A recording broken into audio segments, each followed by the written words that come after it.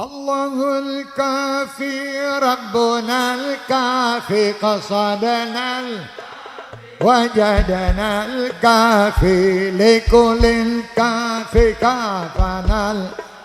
Wah, Semarang ayo. Alhamdulillah. Wal batin harus ikhlas redho. Ya, karena perintahnya di sini disebut wa'alam, mereka mengetahui secara penuh, secara sadar. Wa i'tiqadu, dan beriktikad, bersungguh-sungguh biqalbi, dalam hati. Sepele memang syahadat. Ya. Kita sholat, kita ngaji, kita beramal, tapi enggak mengucapkan kalimat syahadat, kira-kira sempurna apa enggak? Sama hukumnya begini dah, saya ambil gampangnya. Ada anak setiap hari berangkat sekolah, waktunya ujian dia ikut ujian, waktunya ulangan dia ikut ulangan, waktu naikkan kelas dia ikut naik kelas. Tapi pertamanya nggak daftar sekolah, kira-kira bisa nggak? Nggak bisa, nggak diakui. Nah syahadat pun demikian. Orang mau sholat, orang mau berbuat baik, amal soleh, kalau pertamanya nggak didahului sama syahadat, maka amalnya mengganggu. Ya. Wal bi'tiqad bi qawli wa yubayyina lil ghairi wa yubayyina. Ya. Yubayyina itu dalam Bulughul Arabiyyah dinyatakan bahwasanya meyakini lil ghairi Allah ma'budu bil haqq, menyatakan setelah syahadat meyakini bahwa tidak ada Tuhan selain Allah, wa anna la'budu bil haqq, beribadah dengan sebenar-benarnya. Apa sih tujuan kita? Apa sih maksud Allah ciptakan manusia kaum ini? Wa ma khalaqal jinna wal insa illa liya'budun. Allah cuma nyuruh ibadah. Allah cuma suruh mendekatkan diri kepada Allah. Lagi maaf, zaman sekarang hati-hati. Ya, pintar-pintar nyari guru, pintar-pintar nyari nasab guru. Nah, bahkan dalam makalah disebutkan laqad kana lakum fi rasulillahi uswatun hasanah. Paketnya lengkap. Uswah hasanah. Uswah itu apa? Contoh. Hasanah itu apa? Kebaikan. Karena nggak setiap uswah bisa jadi hasanah, nggak setiap contoh bisa jadi kebaikan. Ya. Jadi uswah itu dibagi menjadi dua. Ada uswatun hasanah, ada uswatun sayyi'ah. Uswatun hasanah contoh-contoh yang baik, majelis taklim kayak gini, insya Allah menjadi uswatun hasanah. Ya. Hadirnya majelis taklim, kita hadir di majelis taklim bawa berkah bagi diri sendiri, bawa lingkungan sekitar. Jadi jangan dianggap sepele. Walaupun majelis taklim kayak gini, ini berkahnya nyampe 40 rumah kanan, kiri, depan, belakang. Ya. Maka wajar Imam Ghazali itu kalau lagi kumpul di majelisnya bacakan sholawat rame-rame. Kenapa? Karena berkahnya nyampe ke kampung tersebut. Ya. Wa mana asyhadu an la ilaha illallah wa anna muhammadur rasulullah fil wujudi ilallah, menyatakan ibadah dengan sebenar-benarnya, bil haqqi fil wujudi ilallah, dan menyatakan wujud kecuali Allah. Nah wujud ini tidak bisa diartikan bahwasanya wujud nampak bentuk, tidak. Kalau kita mengartikan wujud adalah makna dalam artian bentuk, berarti sama saja menyamakan Allah dengan makhluk. Ya. Bahkan di sifat 20 kan ada mukhalafatul lil hawadis, berbeda dengan apa yang diciptakan. Kalau sama dengan apa yang diciptakan berarti bukan Allah. Nah, wujud dalam artian di sini ada, karena yang ada itu belum tentu wujud. Ya. Tapi kalau Allah wujud sudah pasti ada. Nah, kira-kira listrik kelihatan nggak wujudnya? Tapi kalau kita pegang kerasa nggak? Kontak bisa. Terus maaf, angin ada nggak wujudnya? Warnanya ada nggak? Ada, merah ya. Coba kalau masuk angin dikeruk. Ya. Nggak kelihatan wujudnya, nggak kelihatan bentuknya, tapi ada. Dan Allah pun bil haqqi Allah, hak-haknya Allah secara hakikat pun demikian. Tidak terlihat bentuknya, tidak ada bentuknya karena Allah tidak berbentuk, tapi Allah itu ada. Nah makanya bagi orang yang beriman syahadat itu jadi pondasi. Syahadat kita udah benar apa belum? Maka ada makalah ya. Imam Syafi'i bilang kalau habis sholat jangan buru-buru kelar salam tengok kiri tengok kanan langsung kabur, jangan ya. Kalau untuk memperbarui iman kan jadi itu iman aku biqauli la ilaha illallah. Jadi itu perbaharui keimanan kalian dengan kalimat la ilaha illallah. Tapi zadidu Islamu biqaulin, perbaharulah keislaman dengan kalimat syahadat. Maka kalau habis sholat asyhadu an la ilaha illallah. Dimana kita setiap hari sudah perbarui syahadat, habis sholat syahadat. Walaupun dalam sholat ada syahadat, tapi syahadat yang nyata ini bukan bagian daripada kalimat dalam sholat, tapi murni secara sadar kita bersyahadat mengakui keesaan Allah, tidak ada Tuhan selain Allah. Wa annahu wal ghanni amamu syiwatul muntafirun ilaihi kulli indah. Siap, sambil makan kagak apa-apa, bebas. Iya ngomong. Ya. Menyatakan bahwa sifat daripada Allah, menyatakan bahwa saya keyakinan kita kepada Allah. Makanya kalau ada orang yang zikir, kalau ada orang yang mendekatkan diri kepada Allah, kita nggak bisa hukumin sembarangan nih. Kok zikirnya beda, dia cuma hu, kan pernah belum baca zikir kayak gitu ya. Nah, kita nggak bisa menyalahkan karena masing-masing menyadari bahwa huruf lafaz Allah isim jalalah itu ada berapa? Alif, lam, ha. Nah, kita ngaji huruf nih sebagai pondasi kita. Alif, lam, ha bermakna Allah. Allah itu apa? Tuhan semata-mata yang iyyaka na'budu wa iyyaka nasta'in. Alifnya kita hilangkan, tinggal lam, ha. Lam, ha kita gabungkan menjadi lillah karena Allah Ta'ala lillah. Lamnya kita hilangkan, tinggal lam sama ha bermakna lahu artinya Tuhan. Hu, lam kita hilangkan, tinggal hu menyatakan bahwa si isim dhamir pengganti kalimat pertama yaitu balik kepada Allah. Bahkan alifnya, lamnya dan hak terakhir kita hilangkan semuanya, tidak ada lafaz. Allah tetap ada. Di mana? Di hati orang-orang yang mendekatkan diri kepada. Kalau orang sudah menganggap kalau hatinya ada Allah, tidak ada nih maksiat. Kalau orang sudah yakin kalau Allah mengawasi, kita kan kalau taat kalau ada yang lihat benar. Contoh kejadian lampu merah tolong, ada polisi berhentiin, STNK ada, SIM ada. Kenapa kamu melanggar lampu merah? Saya nggak tahu bapak di situ. Kalau tahu bapak di situ saya nggak nyerocos. Nah kita biasanya taat kalau ada yang kerja nyantai, bos patroli sibuk apa jadi pegang. Ya. Tapi kalau orang beriman menganggap Allah itu ada, Allah ada dalam hatinya, Allah mengawasi dalam kehidupannya, malaikat utusan Allah Raqibul Atid ada di sampingnya, nggak akan ada maksiat yang kayak begini. Ya. Iblis, jin, setan ngambul. Ya. Dibarengi dengan kalimat La ilaha illallah Muhammadur Rasulullah, asyhadu an la ilaha illallah, asyhadu anna Muhammadur Rasulullah, fi nawaitu ala yaqra'ul fil lisan, diniatkan dalam lisan. Ya. Jadi makna syahadat itu apa? Yaqra'u bil lisan, mengucapkan dalam lisan, yakini bil qalbi, meyakini dalam hati, wa amalu bil amali, dan menyatakan dalam amal perbuatan yaitu ibadah. Ya. Orang tua dulu sering bilang apa-apa juga diniatin, benar. Karena syahadat itu perlu kita niatin. Nah, contoh, maaf, saya ambil gambaran yang gampang. Ketika kita niat untuk ambil wudhu, kita mau wudhu, kan nyebut nih, nawaitu wudu'a li rafil hadasil asdari fardo lillahi ta'ala. Di depan dikasih kalimat nawaitu, kira-kira wudhunya udah belum?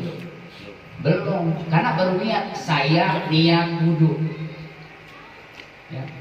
Baru nyampe di niat karena wudhunya belum dilaksanakan. Sama kayak sholat, ada yang pakai usoli, ada yang pakai nawaitu usoli. Boleh sholat pakai usoli fardhu maghribi, boleh sholat pakai nawaitu usoli. Mengapa pakai nawaitu? Karena sholatnya belum dilaksanakan. Karena hukumnya sholat fi awali kalimatus salam, fil awali kalimatut takbiratul ihram, fil akhiri ala kalimatus salam. Di awali di kalimat takbiratul ihram, Allahu akbar, ini baru masuk pertama rukun sholat. Ya. Niat yang tadi kan kita baru niat nawaitu, ya. Jadi kalau sholat yang pakai nawaitu boleh nggak? Boleh. Yang pakai usoli boleh. Nah yang nggak pakai nawaitu, yang nggak pakai usoli bingung sholat apaan. Kalau ditanya kan pintar, Allah mah maha tahu. Iya Allah tahu. Tapi kan segala sesuatu perlu diniati. Ya.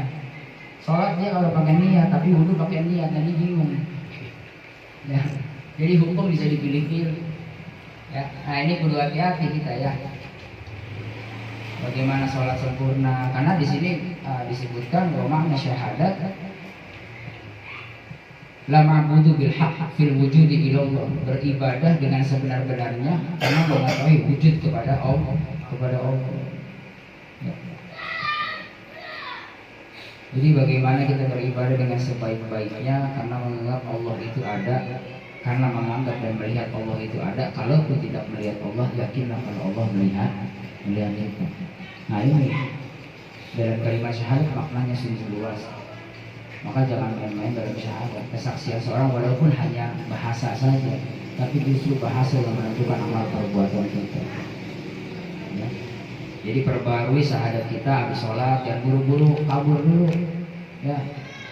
Allahumma antas salam terusin, jangan Allahumma lantas jalan. Ya. Baca syahadat dulu, asyhadu an la ilaha illallah. Bahkan sebelum sholat mau syahadat dulu boleh. Ya. Dulu saya punya guru Kiai Ahmad Al-Farizi, sebelum sholat pasti wa qulu jami'an asyhadu an la ilaha illallah wa asyhadu anna Muhammadar Rasulullah. Allahumma shalli ala sayyidina Muhammad wa ala ali sayyidina Muhammad, baru nawaitu usolli fardhu maghrib. Ya. Karena letak pertama arkanul Islam, rukun Islam yang pertama syahadat, kedua sholat. Ya. Syahadat itu perlu benar, syahadat perlu jadi pondasi. Kalau syahadat sudah jadi pondasi dalam kehidupan, kalau syahadat sudah jadi benteng dalam kehidupan, insya Allah apa juga cakep. Benar ya.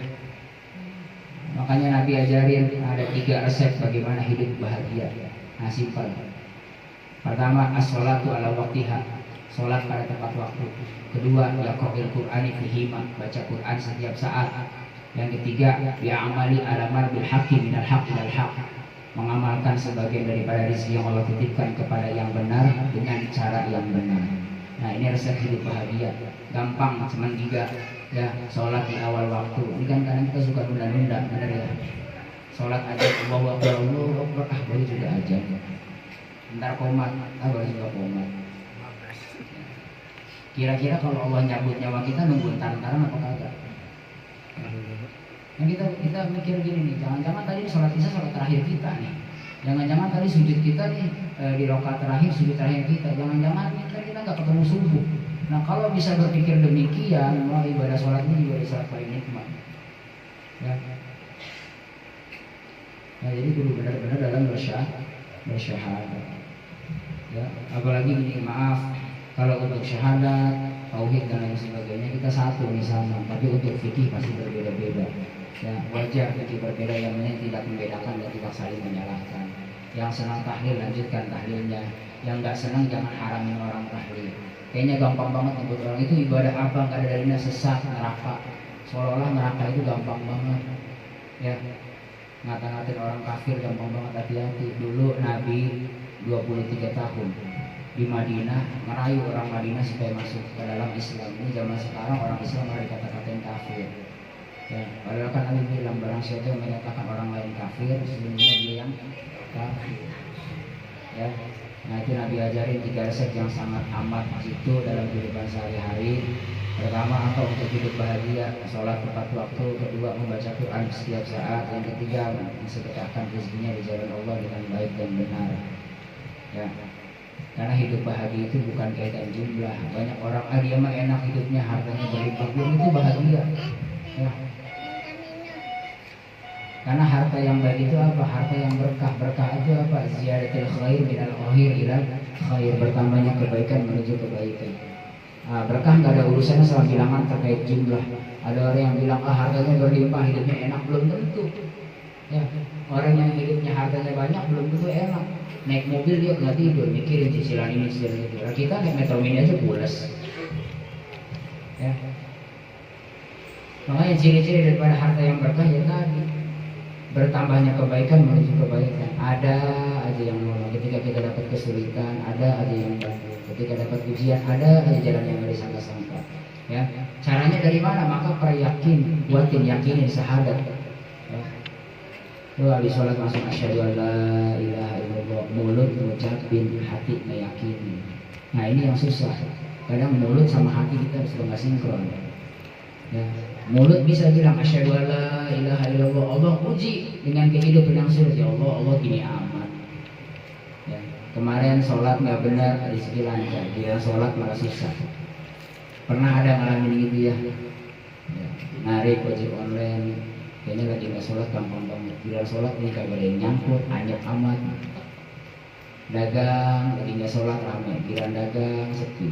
Lagi rame-rame dagang aja sholat jangan lantaran aja dah. Nah ini setan ngipas-ngipasin kita. Kita ditanya syahadat kita, dipertanyakan syahadat kita, bagaimana syahadat kita menyatakan bahwa Allah itu Tuhan kita ketika Allah panggil datang. Ya. Sungguh sangat besar pahala bagi orang yang sholat di awal waktu, sholat di awal waktu. Ya. Kita nggak tahu wafatnya kita kapan, mungkin masing-masing sudah ada jatahnya, yang ada yang seminggu lagi, ada yang sebulan lagi, ada yang besok pagi mungkin. Ya. Kita cuma bisa berharap mudah-mudahan di sisa umur kita ada kebaikan yang bisa kita ambil. Mudah-mudahan di sisa umur kita makin bertauhid kepada Allah dan menyatakan Nabi Muhammad adalah utusan Allah. Apalagi ini bulan-bulan Maulid, bulan cakep, banyak orang-orang nunggu bulan Maulid, ya bulan yang berkah, nunggu kelahiran Nabi. Kalau dulu orang Madinah, orang Ansor itu ketika Nabi datang itu naik ke atas pohon, ya. Naik ke atas pohon, naik pohon kurma, ke pelepah kurma, lihat siapa yang datang, rombongan Nabi Muhammad? Bukan, karena Nabi Muhammad datang gak berserta rombongan. Waktu hijrah itu Nabi Muhammad bareng sama Abu Bakar, sementara Ali bin Abi Thalib ditinggal. Karena peristiwanya kan tahu Nabi Muhammad mau hijrah. Nah, ini Sayyidina Ali bin Abi Thalib, Abu Bakar sama Rasul masih di rumah, yang lain disuruh hijrah duluan. Makanya Nabi Muhammad nyuruh, wahai Ali, engkau gantikan tempat tidurku. Nah, jadi Sayyidina Ali itu suruh selimutan di tempat tidur Nabi. Kalau nanti kaum kafir Quraisy pasti menyangka yang tidur adalah Nabi. Ini anak muda berani. Coba kalau kita yang gitu. Wahai bulan bin bulan, jemaah Jatini Kerasa, ini gantiin tempat tidur saya. Paling bilang apa? Aja yang tuaan Abu Bakar. Saya masih muda. Tapi Ali enggak, siap pasang badan. Mati ya sudah, mati. Nah, makanya Nabi jalan berdua singgah, ya. Ada anaknya Nabi, anaknya Abu Bakar yang nikah sama Nabi, Siti Aisyah radhiyallahu anha, itu datang ke tempat persembunyian Nabi bawa makanan. Bolak-balik selama 7 hari sampai Nabi jalan ke Madinah. Nah itu maaf, dalam beberapa riwayat, salah satunya karangan Syekh Imam Jafar Al-Barjanji, disebutkan bahwasanya orang-orang yang hamil, yang 3 bulan, yang 5 bulan, 7 bulan pengen tuh bayi keluar pada saat itu biar bisa nyambut Nabi. Ya. Kita orang Ansor aja ribut saking senangnya pengen nyambut Nabi. Kok zaman sekarang maaf ada orang yang mengharamkan maulid Nabi, bilang maulid sesat, tidak ada ajarannya. Ya sudahlah, ya jangan digubris orang itu, kita cukup tahu saja. Mudah-mudahan Allah berikan hidayah. Amin. Baik, mudah-mudahan sedikit yang saya sampaikan tentang makna syahadat. Insya Allah minggu depan kalau kita diizinkan Allah takdirkan bertemu lagi. Saya punya panggilan, tolong bawa alat tulis, minimal pulpen dah, karena kita ini bakal dicoret-coret artinya, karena artinya semua kan bahasa Arab, masih nahwu syarah, masih gundul, nggak ada harokatnya, nanti dicoret-coret. Jadi misalnya kayak kalimat Bismillahirrahmanirrahim, baknya itu apa, Bismillah, kan diartikan bawahnya. Ya, berharap mudah-mudahan gini, kalau kita ngaji nguping kayak gini, hampir rumah buyar ya. Nah, tapi kalau ngaji nulis, ya mudah-mudahan kapan sendangnya di rumah bisa dibaca. Baik, Bapak yang dimuliakan Allah Subhanahu wa Ta'ala, sedikit yang saya sampaikan mudah-mudahan ada manfaatnya. Yang benar semata-mata dari datang daripada Allah Subhanahu wa Ta'ala, yang salah dari diri saya sendiri. Assalamualaikum warahmatullahi wabarakatuh. Waalaikumsalam warahmatullahi wabarakatuh. Alhamdulillah, terima kasih Pak Ahmad, mudah-mudahan membawa berkahan ilmu yang bermanfaat buat diri kita, buat keluarga kita, buat sedulur semuanya. Selanjutnya disiplin hidangan ala kadar. Alhamdulillah, ya Rabbana tarafna bi'annana tarafna ala lama asrafna ala lama asrafna alaina tawna tasfir li kulli awba wa sulana al-awrati